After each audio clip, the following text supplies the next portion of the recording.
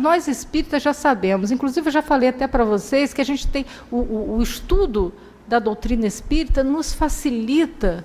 Não quer dizer que nós vamos chegar lá em melhores condições, não. Porque o que vale lá vai ser o sentimento. O sentimento é que vai estar, né, independente de religião, é a questão 982. Então, independente de religião, independente de crença, é o sentimento, é o bem que eu fiz é que vai contar. Mas a informação que o Espiritismo nos traz facilita muito, tira muita angústia, até para a gente saber se está vivo ou não. Eu já falei isso aqui para vocês, que tia Evani Medina, lá, fundadora do Maria Nazaré, ela falava assim, na maior tranquilidade lá na frente, queridos, se vocês quiserem saber se desencarnaram ou não, é muito simples, procura um jardim, se tiver uma flor, tentou pegar, não conseguiu. Tentou de novo, não conseguiu, você partiu. Simples assim. Tentou, não conseguiu, estou lá. Aí como é que. Aí eu vou. Bom, é outra dimensão, mas é a vida verdadeira. É agora, né? Então, é momento de reencontro, é momento de encontrar, e da gente, ao invés de ficar buscando aqueles que ficaram aqui, é momento de encontrar e reencontrar aqueles que já estão no outro plano. Então, é momento de reencontro, é momento de refazimento, mas é momento também de desvelamento. O que eu sinto está exposto. O bem que eu fiz, não é o bem que eu disse que eu fiz, é o bem que eu fiz. Também vai estar lá, bem claro. Né? Então, é a autenticidade. Não tem personas. Tem as personalidades, as nossas vivências, nós vamos ter acesso. Mas não adianta disfarçar, não, fazer de conta, afinar a voz, não tem jeito. Questão 9. Então, essa lição aqui nos chama muito para a responsabilidade do que nós estamos fazendo com a nossa reencarnação. Né? Então, uma reflexão bem interessante. Então, a 982 é que eu já respondi aqui, falando sobre se é necessária a profissão da fé espírita para nos assegurar, na vida futura, na espiritualidade, uma sorte ou uma felicidade. E Kardec diz assim, isso é uma nota de Kardec, a crença no espiritismo ajuda a melhorar-se, fixando as ideias sobre certos pontos do futuro. Ela apressa o adiantamento dos indivíduos e das massas, porque permite conhecer o que seremos um dia. É um ponto de apoio, uma luz que nos guia. Olha que coisa linda. Uma luz que nos guia. O Espiritismo ensina a suportar as provas com paciência e resignação. O Espiritismo, desvia os atos que podem retardar a felicidade futura e é assim que contribui para a felicidade, mas não diz que sem isso não se pode alcançá-la. Então, queridos amigos, queridos irmãos, que o Senhor nos abençoe. Espero que o estudo dessas questões 975 a 982 tenha trazido algum esclarecimento, principalmente para o meu espírito tão necessitado, que eu possa ter contribuído de alguma forma para que vocês fiquem assim, estimulados a pesquisar, a estudar mais sobre esse tema. Que o Senhor nos abençoe, nos ampare e nos guarde, hoje, agora e sempre. Queridos irmãos, muita paz, que o Senhor nos abençoe e inspire a todos nós para que possamos estar atentos às lições dessa tarde. Nós vamos continuar o livro 4, Esperanças e Consolações, capítulos 2, Penas e Gozos Futuros. Nós vamos estudar hoje da questão 975 à questão 982. Então, nós vamos começar fazendo uma leitura da questão 975. Vocês se lembram, nós estamos vendo a natureza das penas e gozos futuros. Lembrando que aqui, na condição de viajores, nós nascemos, crescemos, aprendemos, trabalhamos e depois retornamos à pátria espiritual. E quando nós chegamos à pátria espiritual, nós vamos precisar prestar contas à nossa própria consciência. Então, aquilo que estava oculto aqui, aquilo que nós conseguimos ocultar enquanto nós estamos aqui caminhando na condição de viajantes, na pátria espiritual será desvelado. Então é muito importante que a gente entenda isso, que a gente estude, para que a gente comece a viver autenticamente, cristamente, enquanto estamos a caminho, enquanto estamos viajando no planeta. Questão 975. Os espíritos inferiores compreendem a felicidade do justo? Então, antes da gente responder, ler a resposta dos espíritos, vamos só recordar um pouquinho a escala espírita. Então, só para a gente entender, espíritos inferiores. Os espíritos inferiores compreendem a felicidade do justo? Então, nós temos uma escala espírita, que tem 3 ordens. A primeira ordem são os espíritos puros, os que já alcançaram a perfeição. Então, esses não precisam mais reencarnar. Reencarnam se quiserem atender uma missão, um chamado, mas não tem necessidade mais da reencarnação. A segunda ordem são os espíritos que é o predomínio do espírito sobre a matéria, já tem um desejo de fazer o bem. Então, fazer o bem não precisa ser lembrado, olha, nós temos que fazer o bem, quem faz o bem é bom, quem faz o bem é feliz, quem faz o bem vive em paz. Não precisa mais ser lembrado o tempo todo dessas premissas. Então, olha, o bem e o mal que a gente faz retorna. O desejo do bem já está introjetado, já faz parte. Pensar no mal já não é uma cogitação. Pode até se equivocar, mas o desejo do bem já faz parte. Essa segunda ordem tem 1, 2, 4 classes, que são os espíritos superiores, os espíritos de sabedoria, os espíritos sábios e os espíritos benevolentes. E tem a terceira ordem. Nessa terceira ordem, há o predomínio da matéria sobre o espírito. Existe uma propensão ao mal. A ignorância, o orgulho, o egoísmo e todas as paixões que lhes são consequentes. Têm a intuição de Deus, mas não o compreendem. Apresentam ideias pouco elevadas. Nesta ordem, nós temos 5 classes. A 6ª classe são os espíritos batedores, perturbadores. A 7ª classe, os espíritos neutros, os pseudo-sábios, aqueles que na manifestação mediúnica falam com uma linguagem rebuscada, mas quando a gente vai buscar o conteúdo ali, é na superfície, não tem profundidade, são os pseudo-sábios.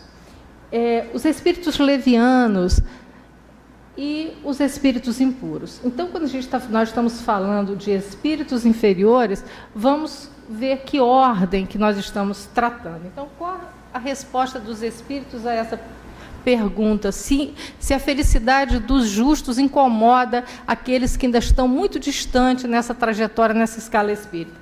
E os espíritos respondem, sim, e é o que faz seu suplício, porque compreendem que são privados dessa felicidade por culpa de quem? Por sua própria responsabilidade. E por essa razão o espírito livre da matéria deseja ardentemente uma nova existência. Aí é bom a gente falar isso para a porção de jovenzinho, né, que quando está revoltado fala assim, eu não pedi para nascer. Né? Tem uns jovens aí que ficam meio revoltados numa fase que não são evangelizados, que fazem isso. Então a gente vê que a gente não pede, não, a gente implora, a gente deseja, porque percebe que tem uma trajetória melhor, que podia estar numa condição melhor. Então, por essa razão, o espírito livre da matéria deseja ardentemente uma nova existência corporal, porque cada existência pode abreviar a duração deste suplício, se for bem empregada. Não há mais ilusão, ele vê a realidade das coisas. E Kardec diz, Kardec tem uma notinha nessa questão, ele faz uma nota, uma observação na questão 975, ele diz assim, o espírito no estado errante, quer dizer, o espírito quando ainda tem necessidade, está na erraticidade, quando ainda precisa reencarnar, abraça de um lado todas as existências passadas, de outro vê o futuro futuro prometido e compreende o que lhe falta para atingi-lo. Então, quando nós chegamos no plano espiritual, nós fazemos uma retrospectiva das nossas existências e nós olhamos o caminho que nós temos a percorrer. Tal como um viajor que chegou ao alto de uma montanha e vê o caminho percorrido e o que lhe falta a percorrer. Mas antes disso, né, o que a gente precisa compreender também. Quando nós pedimos para reencarnar, a gente começa, se nós temos condição, a escolher as provas por meio do qual nós vamos expiar as nossas faltas. E por que o espírito sofre? O que nos faz sofrer? Então, os espíritos dizem, respondendo essa pergunta, por todo o mal que praticamos, ou de que foi causa voluntária. O que nos faz sofrer? Por todo o bem que nós tivemos oportunidade de fazer e não fizemos. Nós não sofremos só pelo mal que fizemos, mas também pelo bem que não fizemos. O que nos faz sofrer quando nós chegamos no plano espiritual e que nós vemos, olhamos o nosso passado, olhamos a nossa vida, todo mal que decorra do bem que nós não fizemos. Então, a omissão vai nos levar a um sofrimento. Se eu tive a oportunidade de ajudar e eu não ajudei, isso, quando eu chegar no plano espiritual, isso vai me trazer uma dor, porque eu vou perceber que eu não fiz o que eu podia ter feito. E aí sim, né? Kardec fala que o espírito errante, quer dizer, o espírito que ainda precisa reencarnar, tal como o viajor, quando ele chega no alto, é como se ele estivesse percorrendo, fazendo uma caminhada, ele chega no alto, dá para olhar para trás, mas dá para vislumbrar o que ele pode fazer para ficar melhor. Questão 976.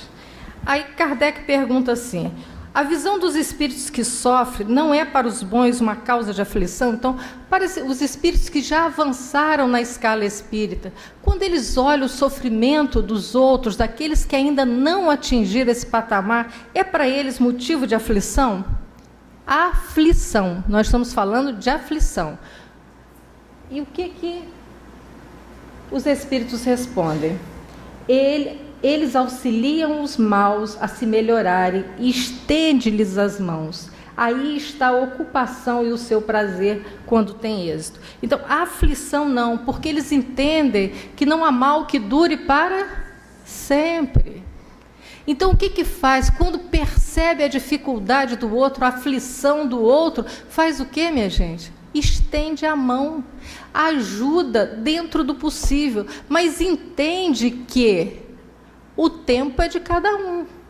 Porque às vezes quando a gente estende a mão, a gente acha que o outro tem que segurar a nossa mão.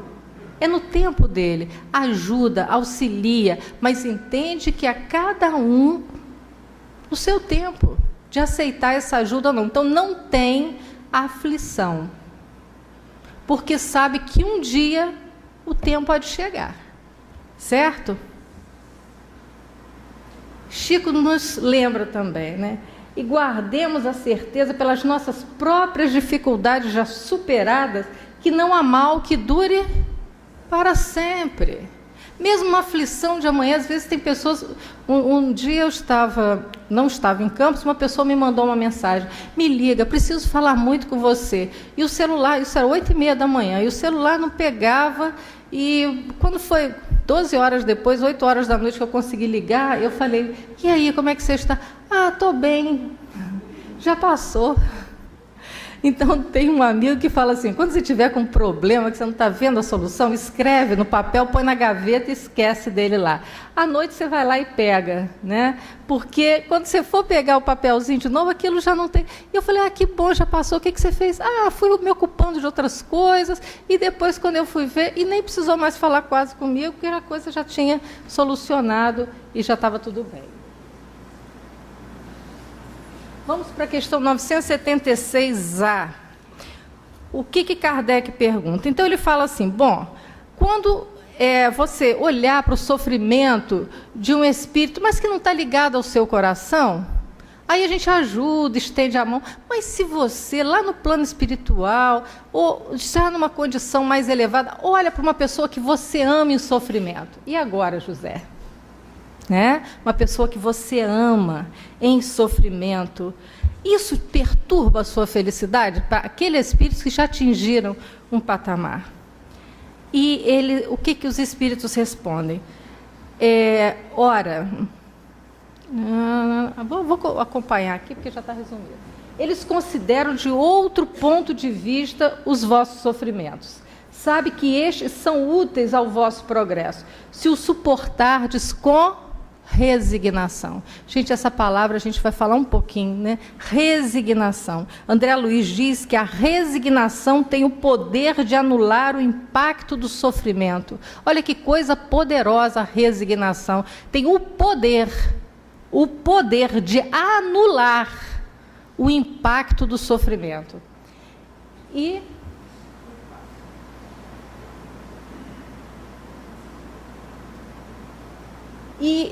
eles afligem-se, portanto, muito mais com a falta de ânimo que nos retarda do que com os sofrimentos considerados em si mesmos todos passageiros. Quando eu li isso aqui, já há algum tempo atrás, eu já fiz essa mesma analogia e vou repetir hoje. Quando eu li isso aqui, eu me lembrei de quando nossos filhos têm prova. Quando a gente vê um filho que tem uma prova muito difícil, que ele tem dificuldade, que ele está estudando e leva o dia inteiro ali, às vezes até a noite, ele está num momento de prova, está num momento difícil, não é? Mas a gente vê o filho estudando, se esforçando, naquela dificuldade, nos faz sofrer?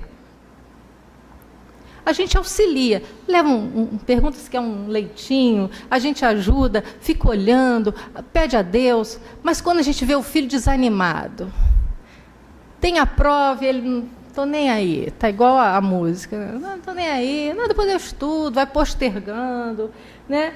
E fala assim, para que prova, para que eu vou estudar, ainda mais quando tem história, geografia, que isso vai me servir na vida?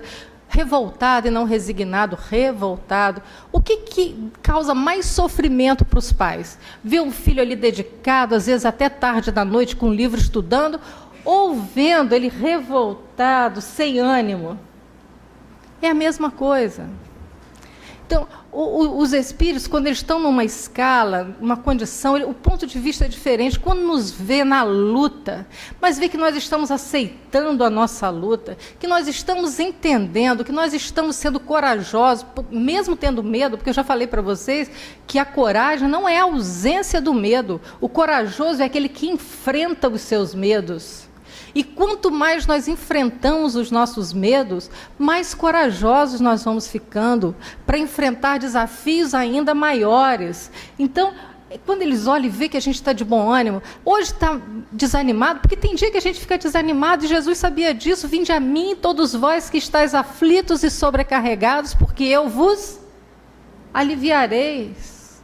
Tomai sobre vós o meu jugo, e aprendei de mim, que sou manso e humilde de coração. Então Jesus sabia que tinha dia que a gente ia achar o fardo pesado, mas vinde a mim. Então,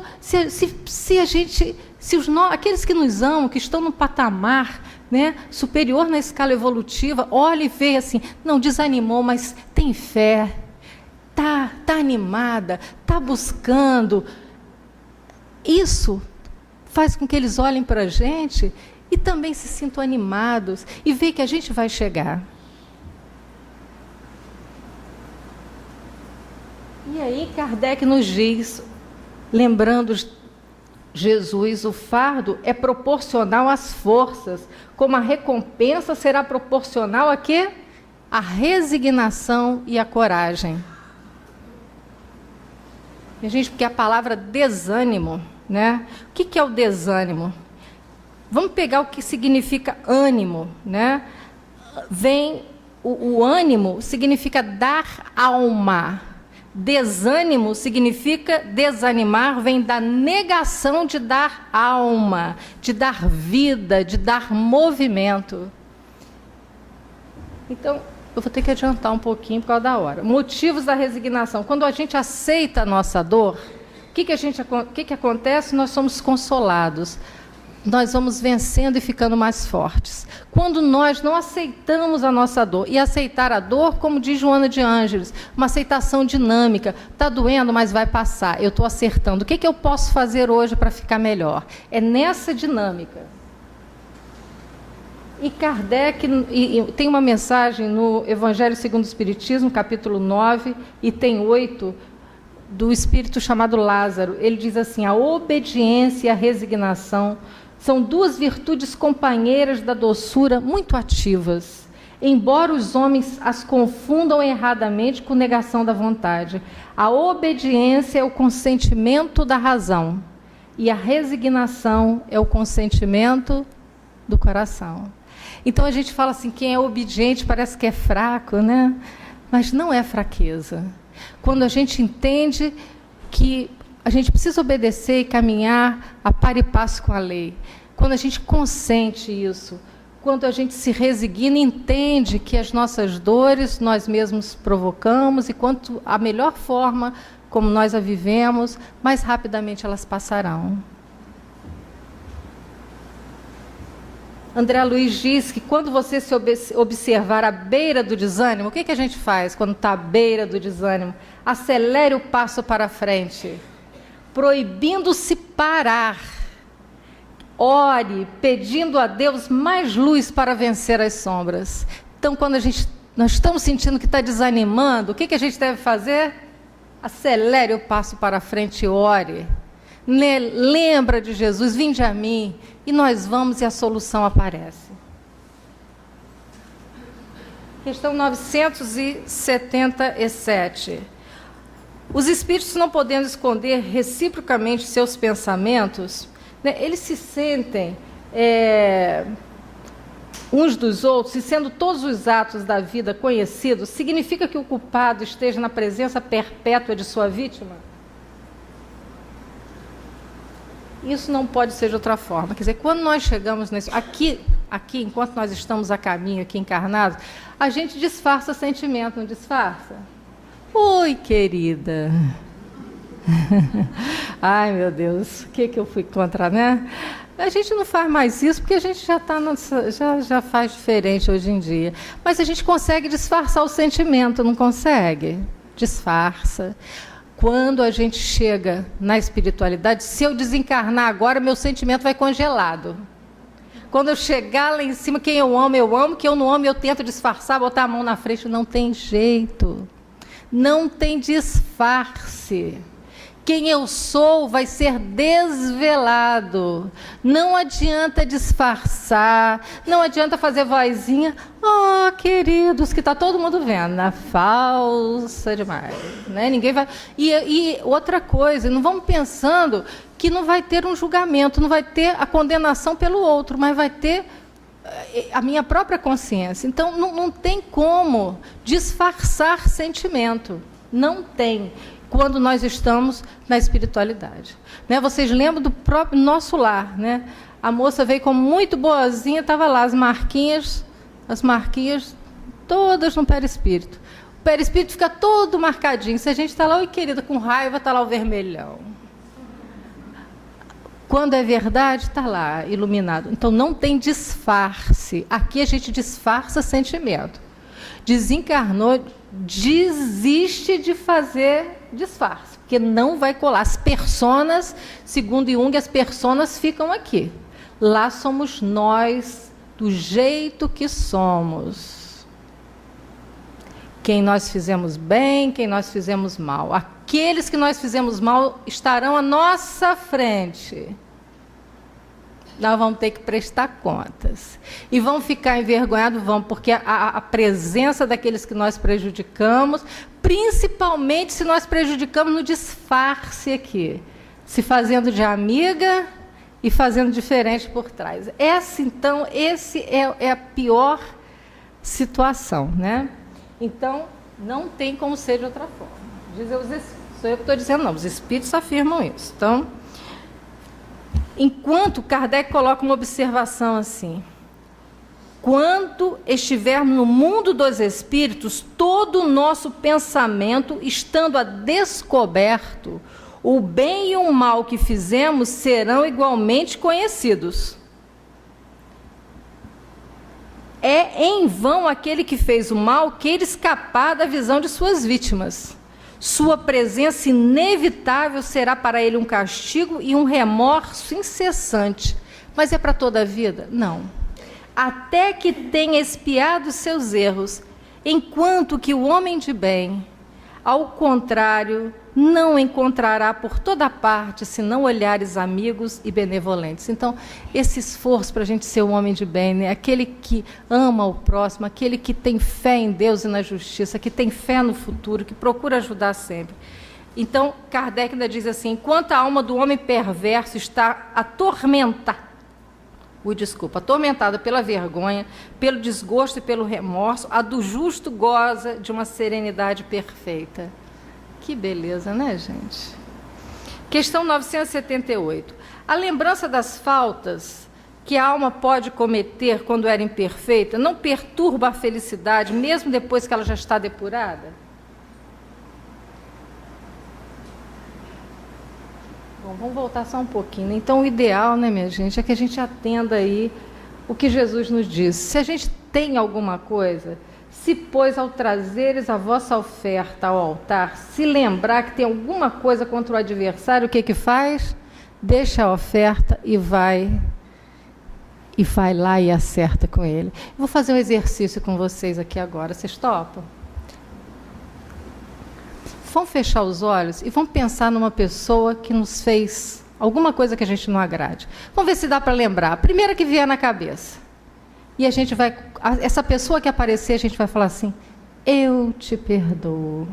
Eu estou agora na casa de Doutor Erma e eu te perdoo. Porque assim como eu, ocorreu um equívoco no caminho. Eu te perdoo, meu irmão, porque eu estou aqui na casa de Doutor Erma. Conseguiram? Não precisa levantar a mão, não. Agora a gente vai lembrar, vamos abrir os olhos. Agora vamos fechar o olho de novo, outro exercício. Vamos pensar, dá para fazer, gente? Eu vou fechar o olho também, prometo. Vamos fechar os olhos e vamos pensar numa pessoa que a gente, por algum motivo, a gente se equivocou, a gente fez um mal para ela, mesmo sem querer. O primeiro rostinho que aparecer, e a gente vai falar assim para ela, eu estou na casa de Doutor Erma, me perdoa, me perdoa. Me perdoa. E vamos sentir nesse momento que nós estamos sendo perdoados e que nós conseguimos perdoar. É esse o trabalho, meus irmãos. Olha, um amigo espiritual, eu estava há poucos dias, assim, há pouco tempo, né? Tomava antibiótico, tinha alergia, eu tinha alergia, empolava, coçava, inchava, e eu falei, meu Deus, o que é isso que está acontecendo comigo? Aí fui para a reunião, em oração, aí a mentora falou assim para mim, ama, perdoa, pede perdão e você vai ser curada. Ama, perdoa, pede perdão. E eu, muito humilde, falei assim, mas eu não perdoo? Eu fiz mal para alguém? E ela falou, fecha os olhos, vai aparecer na sua tela mental. Ama, perdoa e pede perdão.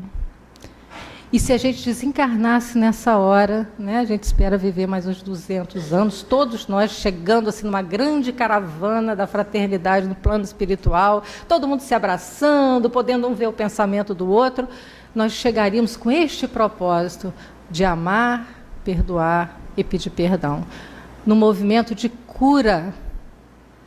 Né? Conseguiram fazer? Tá bom. Questão 978. A lembrança das faltas que cometeu não perturba a felicidade, mesmo após de ter sido depurado?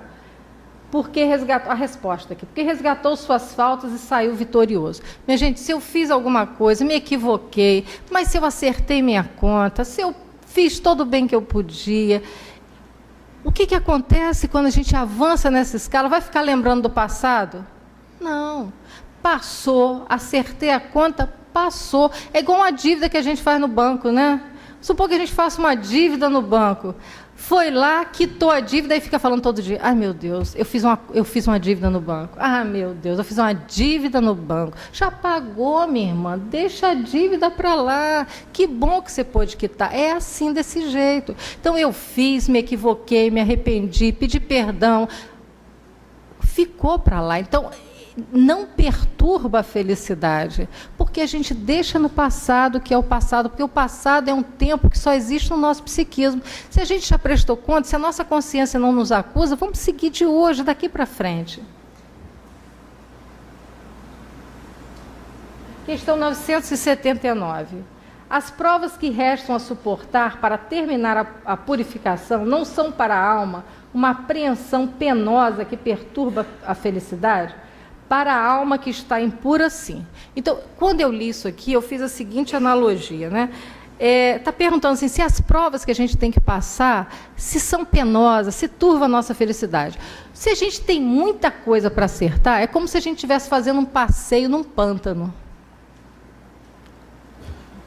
Tem muitos lugares de medo, tem muito lugar que eu sinto inseguro, mas se eu já estou a caminho, se eu caminho com fé e com esperança, é como se eu estivesse caminhando numa estrada mais tranquila, que eu sei onde eu vou chegar. Então, a aflição é para quem não sabe onde vai chegar. Mas para quem já sabe, existe um caminho, sim, existe a dificuldade do caminho, mas olha para frente com confiança, com esperança, com bom ânimo, né? Sem temer. É isso que os espíritos responderam, mais ou menos dessa forma, na questão 979. Eu estou correndo muito porque eu achei que já dá tempo da gente desacelerar um pouquinho. Questão 980. O laço de simpatia que une os espíritos da mesma ordem é para eles uma fonte de felicidade? O que os espíritos respondem aqui? A união dos espíritos que se simpatizam para o bem é para eles uma das maiores alegrias, porque não temem ver essa união perturbada pelo egoísmo. Então, a união de espíritos que se encontram para o bem. Então, essa assembleia aqui, quando nós nos reunimos, né, quando nós estamos aqui nesse ambiente, nós estamos com o mesmo propósito. Então, a gente quando senta aqui, que bem-estar, que coisa boa. Quando a gente fica e a gente usufrui desse ambiente já todo trabalhado pela espiritualidade, né? Independente daquilo que vai ser estudado ou não, mas o benefício que a gente já sente quando nós estamos aqui, porque nós estamos unidos, nós estamos reunidos para o bem. Então, é um bem-estar muito grande, né? E Kardec diz que a gente já experimenta isso quando nós nos reunimos em família, quando nós estamos reunidos com pessoas que nós queremos bem. Então, isso dá um prazer muito grande. Isso dá uma alegria e uma felicidade muito grande. Então, o laço simpático que une os espíritos da mesma ordem é uma fonte de felicidade. Agora, tenta juntar espíritos de ordens diferentes. Né? Vamos supor que a gente pegue lá naquela escala espírita, espíritos puros, que não precisam reencarnar. E aqueles espíritos que ainda se comprazem com a batidinha, tum, tá, tá, tum, tum, né? Não tem umas músicas que a gente... Mas aí não estou criticando, não, cada um gosta. Vocês já imaginaram, para um espírito que ouve música clássica, Beethoven, Mozart, que consegue meditar e se elevar em planos superiores, aí chega no batidão, tum, tá. Dá para ser um motivo de felicidade? Então, espíritos da mesma ordem, né, minha gente?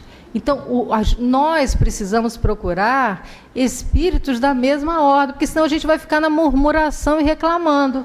Eu vou para o lugar do tum, tá, tá, e estou querendo Beethoven, estou querendo Claire Deline, estou querendo...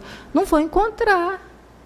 Então, o encontro que promove bem-estar é encontro com espíritos que têm um laço de simpatia e de afinidade.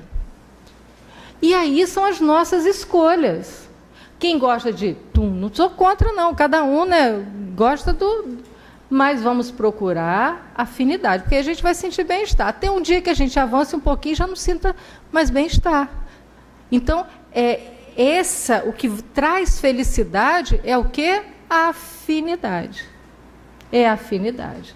Então, se a gente está num lugar, nós estamos incomodados com a música, com o som, com um tipo de conversa, é porque não estamos afinizados. Então, nós temos que fazer o quê? Mudar de ambiente. Porque os incomodados é que... Ah, muito bem. Então, a gente querer que o mundo mude, que os outros mudem, se eles não estão incomodados. Quem está incomodado é que se muda, né? Eu boto bem alto na minha casa, Ave Maria.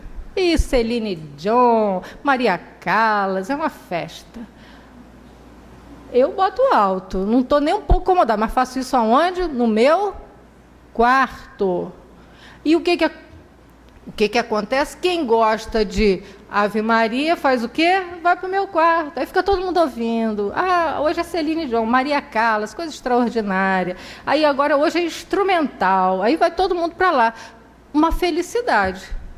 Agora, o encontro, né?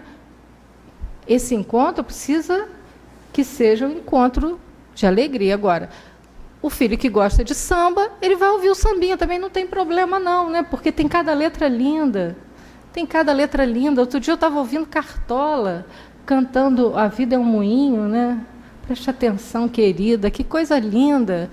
Uma poesia que ele faz para a filha. Então, se afiniza, mas a letra faz sentido. Então, naquele encontro, é bom, a gente fica feliz. Então, a afinidade. Não adianta estar num lugar e estar reclamando, esperando que todo mundo mude. Tá? A gente é que tem que procurar esses encontros e a gente fazer saber a hora da gente sair. Certo? Questão 981. Ah, mas vamos ler aqui, né? Afeição pura e sincera, uma fonte de felicidade. Porque no plano espiritual não há falsos amigos nem hipocrisia. Sepulcro caiado por fora já era. Chegou lá, pode pintar a fachada, mas vai ser visto por dentro. Lembram de André Luiz na casa de Lísias? Vocês lembram? Que ambiente agradável, tomava sopinha, afinidade. Né? Não tem hipocrisia. Kardec diz o seguinte, né? Das primícias dessa felicidade goza o homem na terra quando se lhe deparam almas com as quais pode confundir-se numa união pura e santa. Uma vida mais purificada, inefável, ilimitado será esse gozo, pois aí ele só encontrará almas simpáticas que o egoísmo não tornará frias, porque em a natureza tudo é amor. O egoísmo é que o mata. Então, vamos para a questão 981. Para o estado... 981.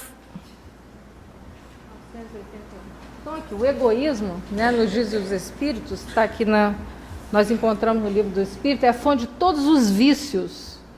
Como a caridade é a fonte de todas as virtudes. Destruir e desenvolver a outra. Tal deve ser o alvo de todos os homens, o alvo de todos os esforços dos homens, se quiser assegurar a sua felicidade neste mundo, tanto quanto no futuro. Questão 981. Essa questão é interessante. Aliás, todas eu acho muito interessante, né? Há no estado futuro do espírito uma diferença entre aquele que durante a vida teme a morte e outro que a encara com indiferença, até mesmo com alegria. Então, tem diferença, né, na espiritualidade, aquele que tem muito medo de morrer.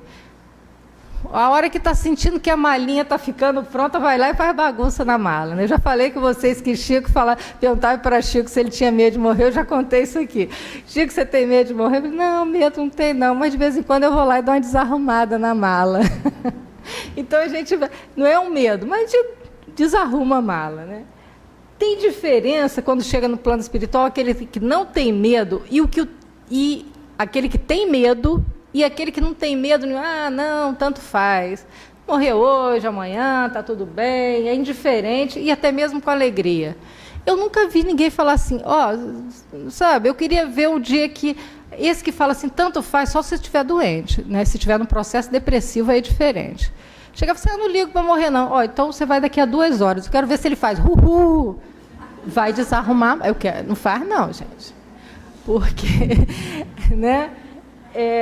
Então aqui está falando, tem diferença de quem tem medo e quem não tem medo, é até indiferente. Olha só o que os espíritos respondem. A diferença pode ser muito grande, entretanto, acaba frequentemente diante das causas que geram esse medo ou esse desejo. Então, é o sentimento. Os espíritos são bem claros aqui. Se eu acho que vejo a morte como a solução para as minhas tribulações, eu vou chegar lá enrascado.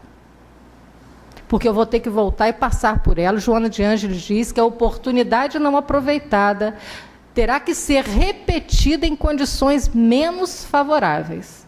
Se nós temos a oportunidade da reencarnação, vamos aproveitar. Porque se nós não aproveitarmos, vamos ter que repetir em condições menos favoráveis. Hoje nós estamos na condição mais favorável para enfrentarmos as nossas tribulações. Então, o melhor é ainda estar aqui no enfrentamento das nossas questões. Então, quando porque eu não quero mais, né, não estou dando importância a esse vaso sagrado que é o nosso corpo, aí é diferente. Né? O medinho, o que nós vamos encontrar?